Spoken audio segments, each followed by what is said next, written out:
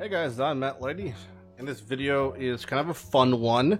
It is a fun one that I think some people will enjoy, maybe learn something, and maybe expound on your thoughts on my previous video regarding Diablo Immortal.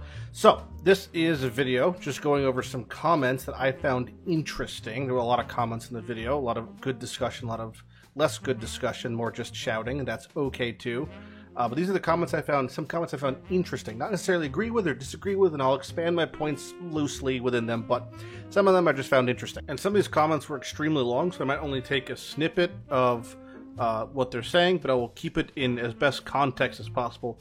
I won't just be tearing out individual words and forming a ransom letter to make some sort of twisted point. I will be including the names of the people who put them because I don't think it's a bad thing. It's just that's who said it. This is what I'm saying. It's all fair in love and war. Don't attack people or be mean, because that's not fun. So, this first one was from Zan Declares. He wrote, "You fail the minute you tie your idea of fun to others. We aren't you." That is correct. You're not me. My fun may not be your fun, and your fun may not be my fun. A lot of people liked Lost Ark when it came out. I tried it. Wasn't for me. That's okay. You should be forming your own opinion and deciding if the game is fun for yourself, which was, I feel like I answered pretty clearly in the video, but just, to reiterate, everyone's fun's different, so that's okay. Next one is from Etzul. He wrote, "I just think this is a really shallow take on a company that's done so incredibly well in the past." So first off, bravo to you for feeling that Blizzard is doing so incredibly well, considering the past 8 to 10 years of the company's history. Is it a bad take? I don't know. It's a take. It's an opinion. I'm not really a big fan of the word take. It's just like a new age form of opinion, but opinions are fine. It's my opinion at the moment. My opinion will probably change as I progress and spend more time playing the game or any game, learn more about it. It's just that. It's an opinion. It's a snapshot of my thoughts in this moment of time with the best information that I have gathered for myself. If presented with new information, things, my feelings will change, and my opinions will change as well, like all opinions do. Next one's from Andrew Wong. Bro, he's arguing in bad faith just to get us to add engagement metrics to his channel. He deleted and shadow banned my comment thread calling out the logical fallacies. I appreciate your paranoia, but I'm not deleting comments. I never have, I never will. What's the point? As far as comments being deleted, YouTube will delete a comment if there's an obvious death threat, or if there's a racial slur sometimes, or if it gets too many downvotes, it'll even delete them. The same way on Reddit, when a comment gets too many downvotes, it'll become hidden. There's 400 plus comments on this video. It's possible your thing is just hidden, but I didn't delete it. As far as the metrics, this video won't perform half as good as an episode of All for One, and I'll only lose an amount of subscribers over it. So, just think for a minute. Is that really what this is about? Metric engagement? I mean, this is there's not a lot of upside to me making an opinion that goes against what many people's opinions are on this divisive topic. This one's from ASDA. Well, you can see it. At first, I thought this comment was from a bot, by the way, just because of the formatting. So it says, "You can do anything you want as long as you want to." Well, I'll respond to it in one at a time. I don't know what the always want to be last place is. You can do anything you want as long as you always want to be last place. If this is in regards to being destroyed in PvP, like the next one, here's a screenshot from my second ever PvP match in the Diablo Immortal game. We did lose, unfortunately, very close, 48 to 47, but I went 15-0. My first game I won also. My friends who also played and added, he won his first game and got MVP as well.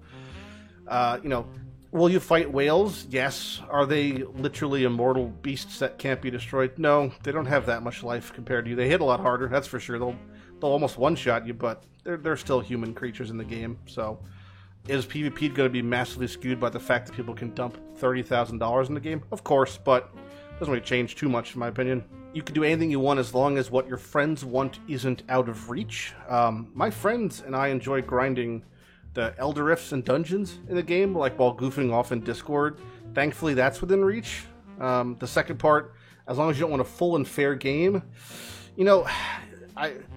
As far as full and fair games concerned, I've been playing ARPGs online for over 10 years, and really not once have I felt a game was full or fair, honestly. Not PoE, not Torchlight, not any Diablo, never. Yeah, I mean, will the content run dry on Diablo Immortal sooner than a game like Path? Undoubtedly, but I haven't had that problem yet. The game's been out for a week, you know. Regarding the fair part, I remember pushing hardcore ladder in Talisman League, and a guildmate was like soft competing against me. Day 2 of League, he buys a fucking Skyforth for 28 Exalted. I asked him how he got them. My man said he just bought them. He bought 30x. And I was like, what? He's like, yeah. So later in the week, he said he RMT'd for 30 Exalted. Did that make me sad? Yeah. I mean, is that an in-game function of Path of Exile like it is in Diablo Immortal's Crest Shop? Of course it isn't, you know? Does that make the problem as prolific? Of course it doesn't. But does RMT still happen in every game that has a market ever? In every PoE league ever? Yeah, 100%. You know, I stopped letting it bother me a long time ago. I don't feel discouraged by other people competing in the same realm as I do because they have a monetary advantage. When I drive our car down the street, I don't get upset that the person in the next lane has a Ferrari. It's like, I'm enjoying my car. So whether I'm pushing Path of Exile and I feel like someone has an advantage of a goal I'm going on, does it feel discouraging? Maybe momentarily at best, but no, I don't let it affect me, you know, whether it's in-game purchases or under-the-table RMT. Next one's from Steffo2222. Nah, man, I don't like the 1% of players with gambling addictions and bad life choices make it possible for me to play a game for free. I'd rather pay for a game myself. One thing people continue to forget is not everybody has $40 to spend on a full game. Or further, some people don't even have computers. Like, Immortal is some people's first Diablo game, let alone ARPG, and it's free to try out on a phone. So would I recommend Path of Exile as a free ARPG over Immortal? Any day of the week. Would I recommend if you want to play a paid or purchasable ARPG Last Epic?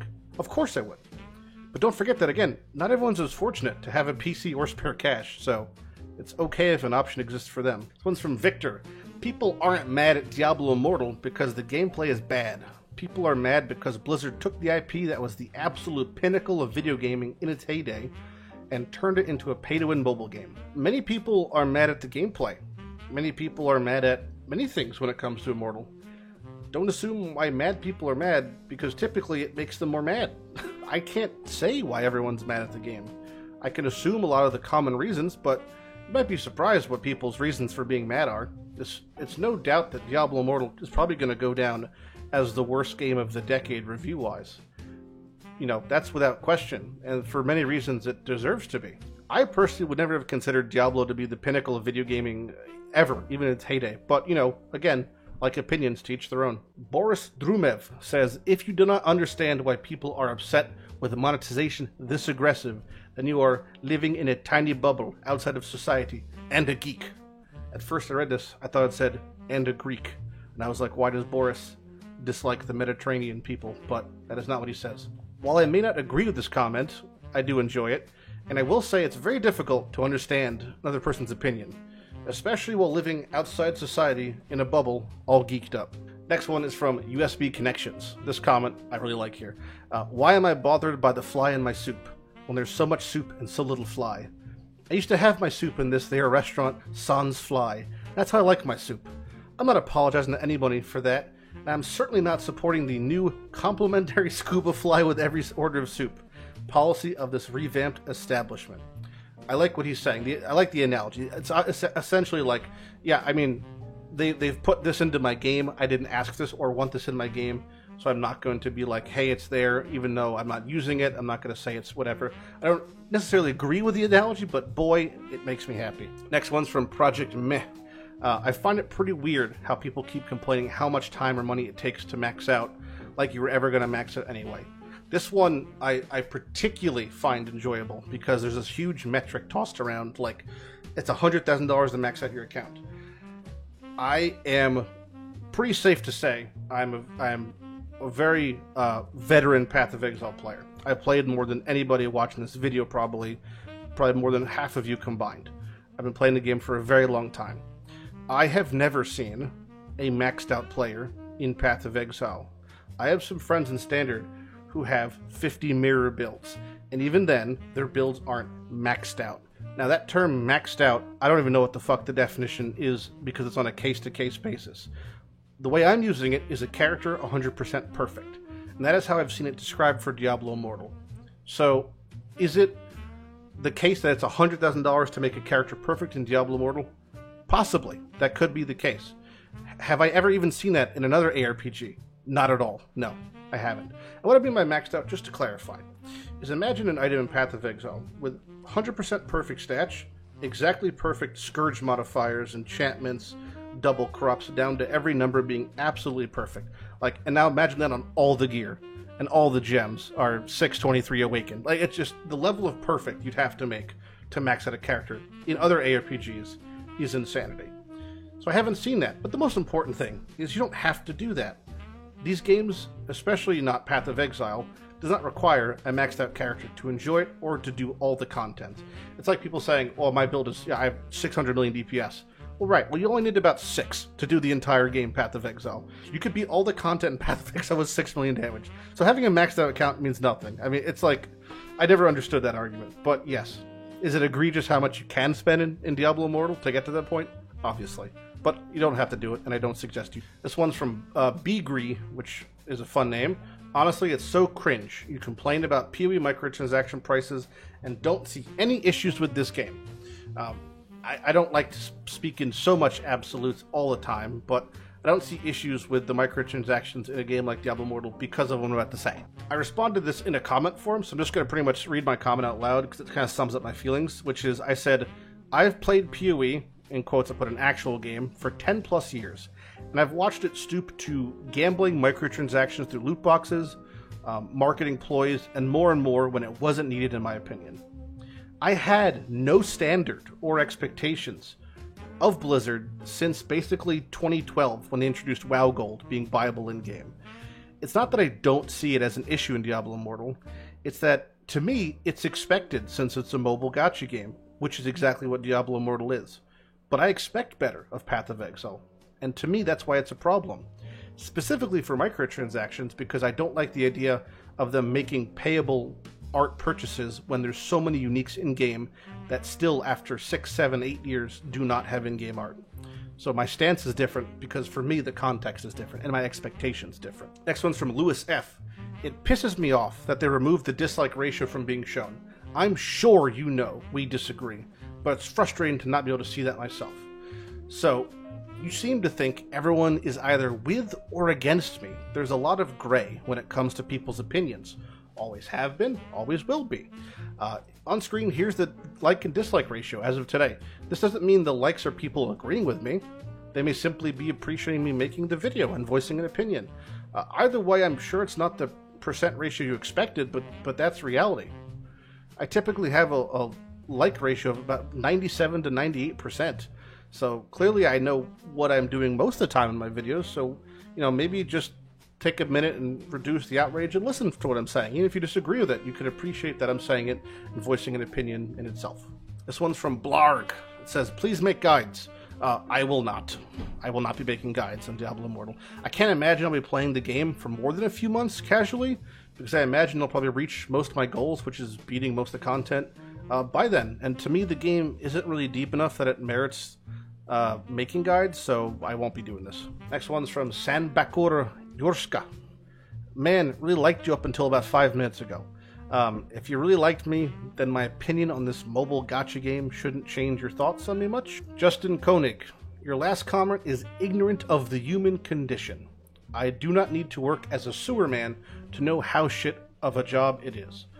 I do not need to go to the cinema to know that Morbius is an uninspired piece of shit. And I most certainly do not need to play Diablo Immortal to see all the ways in which it tries to get you to spend money. Shilling for big companies is idiotic. First off, there's no need to trash talk sanitation workers. Clearly you didn't grow up watching Dirty Jobs with Mike Rowe, but it's good to have an appreciation for people who clean our sewers. Secondly, Morbius is the finest form of cinema we've been gifted on planet Earth since the live-action Dragon Ball Z movie. And finally, I am the polar opposite of a shill. I mean, I'm not actively encouraging you to spend money while standing by someone hawking their goods. I actively encourage people not to spend money on gacha games, especially. I do it weekly when asked about my raid series. I say, don't spend. You don't have to. Again, not because of the morality of how they should spend their money, simply because you don't need to experience the game. You do not need to spend money to play Diablo Immortal. I suggest you do not spend money. Because of this, I am not a shill, which leads to the next comment from Kurt. I want to know how much Blizzard paid you. Imagine, as of this video, I am not sponsored or paid for by Blizzard. I say that because it is possible that when Diablo 4 comes out, they might have some sort of paid campaign going on, so I don't want to say that and then that happens in the future. The Diablo Immortal video has earned me, as of today, $37 since the video's release. If you're asking how much I would sell a false opinion or video for, I'm not sure. But there is an amount, and anyone who says there isn't is lying. Maybe $10,000? I said in a live stream that I would stream in a pool of beans for 10 grand, in a pool full of beans. So maybe you can use that as a baseline for how much I would like whore myself out for. But everybody has a price. But yeah, maybe 10 grand. 20? I don't know. Final comment is from Zizbin1N, or ZZBB1N. You want your child play in such a game? I don't have kids, so I don't know what I'd want them doing. When my circumstances in life changes, so will my opinion. But if they did have it, I wouldn't, like, I'd have a credit card lock on the phone so they could just not have to pay things, because I would use common sense. But yeah, I mean, they shouldn't play it because the game is rated 18, even though that's not going to stop most kids. But yeah, I don't want my kids gambling, if that's what you're asking. I'm not sure what the question is fully. I found out since the Diablo video went out that the purple crests in game, I don't remember the name of them, but the purple, no, I don't know the name of them. Yeah, purple crests in game have different types that kind of trick players into buying ones, and then there's ones where you could purchase them, but then the in-game market won't work. Like, that's shady and shitty. But it doesn't really change much for me because I don't really go to the shop still.